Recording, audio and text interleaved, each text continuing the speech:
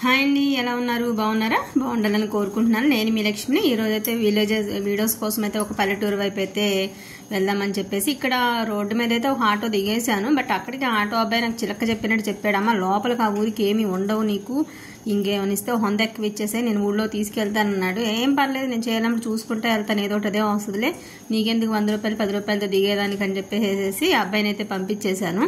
So అంతా పల్లెటూరు కదా, ఎవరి అమ్మాయి ఫోన్ బట్టి ఇలా తిరుగుతుంది అన్నట్టయితే కామన్గా అందరూ చూసినట్టు వీళ్ళు చూస్తూ ఉన్నారు. వరి నాట్లు వేస్తూ ఉన్నారు, చాలా ఎదుగుతున్నారు. వీళ్ళైతే బండి మీద నుంచి పాపం ఏదో కవర్ జారిపోయినట్టుంది, నన్ను క్రాస్ చేసే వీళ్ళు వెళ్ళారు. బట్ హాగే అన్ని పాపం సర్దుకుంటున్నట్టున్నారు. మళ్ళీ దగ్గరికి వెళ్తే గిల్టీ ఫీల్ అవుతారని చెప్పి నా వేలో నేను వెళ్ళిపోతున్నాను. ఇక నాకు అర్థమైంది ఏంటి అంటే, ఒక 1/2 కిలోమీటర్ నడిచిన తర్వాత ఓన్ వెహికల్స్ ఉన్న వాళ్ళు తప్ప ఆల్మోస్ట్ ఒక 3 కిలోమీటర్స్ అయితే ఉంటుందంట లోపలికి. ఆటోలు ఫెసిలిటీస్ అవి కూడా సర్వీసింగ్ ఆటోలు ఏమి ఉండవంట. ఎవరి కాళ్ళకి ఓన్ వెహికల్స్ ఉన్న వాళ్ళు మాత్రం వెళ్తూ వస్తూ ఉంటారు. మిగిలిన వాళ్ళ రిమైండింగ్ కొంచెం మొహమాటం అదేమీ లేకుండా ఉన్న వాళ్ళు పల్లెటూరులో జనగా ఎవరో ఒకరు బళ్ళెక్కి వెళ్ళిపోతారు కదా, అలా అన్న వెళ్ళిపోవడం, లేకపోతే బై వాక్ అయితే వెళ్ళటం ఇలా చేస్తారంట. సో ఇదైతే ఆటో అబ్బాయి అన్నీ చెప్పాడు. అయినా కానీ నడుచుకుంటూ వెళ్తాను, ఏం పర్లేదు, వీడియోస్ కోసం వచ్చాను, ఆటోలో తిరగడానికి కదా అని చెప్పేసి దిగేశాను.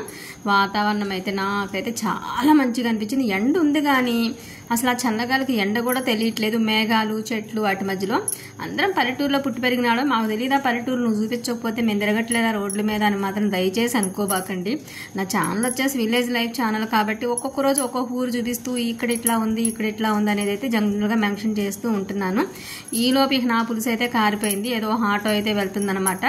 సరే కొంచెం ఆపండి అని చెప్పేస్తే ఆ అబ్బాయి ఇద్దరే ఉన్నారు ఆటోలో, వాళ్ళిద్దరే మాట్లాడుకున్నారు. మీరు హ్యాపీ ఇస్తేనే ఎక్కించుకుంటా, లేకపోతే లేదైతే అన్నాడు.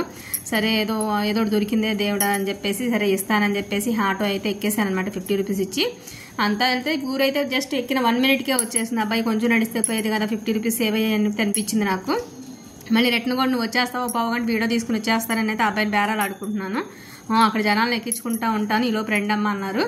సో ఇంకా విలేజ్ అయితే మొత్తం చూస్తూ వెళ్తూ ఉన్నాను అనమాట. ఎటు నుంచి ఎటు స్టార్ట్ అవుదామా ఏంటా అనుకుంటా 2-3 ఇళ్ళు అయితే ఐడెంటిఫై చేశాను. ఇక్కడ చేద్దాం ఈ ఇళ్ళు పలకరిద్దాం అనుకుంటూ.